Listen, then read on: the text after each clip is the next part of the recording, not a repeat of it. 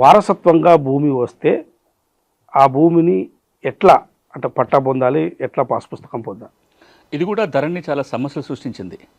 మీకు వారసత్వంగా భూమి వస్తే అంటే పట్టదారు చనిపోతే భూమి రావచ్చు, లేదా పట్టదారు వీలునామా రాసిపోతే వీలునామా ద్వారా భూమి రావాలి. ఇట్లా ఏ పద్ధతిలో వచ్చినా ధరణి చట్టం ఏమంటుండేనంటే వారసులు ఒక స్టేట్మెంట్, జాయింట్ స్టేట్మెంట్ రాసుకొని ఎకరానికి 2500 మ్యూటేషన్ ఫీ కడితే డే టు టైం వస్తుంది. ఆ రోజున తహసీల్దార్ దగ్గరికి పోతే తహసీల్దారు మ్యూటేషన్ చేసేస్తాడు రికార్డు చూసుకొని.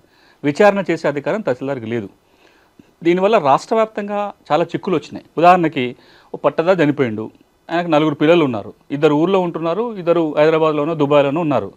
ఈ ఊళ్ళో ఉన్న 2 మేమే వారసులమని చెప్పి ఓ స్టేట్మెంట్ రాసుకొని పోయి మాకు చెరి సగం వాటాను రాసుకొని పోతే కూడా మ్యూటేషన్ అయిపోయింది.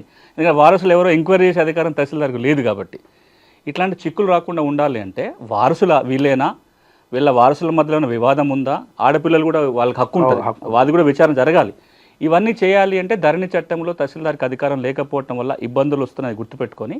ఇప్పుడు భూభారతి చట్టం ఏమంటుందంటే మీకు పట్టదారు చనిపోతే వారసత్వంగా భూమి వచ్చినా, లేదా మీ దగ్గర వీలునామా ఉన్నా ఒక జాయింట్ స్టేట్మెంట్ రాయటం కానీ, లేదా మీ వీలునామా కాగితాన్ని కానీ దరఖాస్తుతో పాటు పెట్టి తహసీల్దార్కి అప్లై చేయాలి.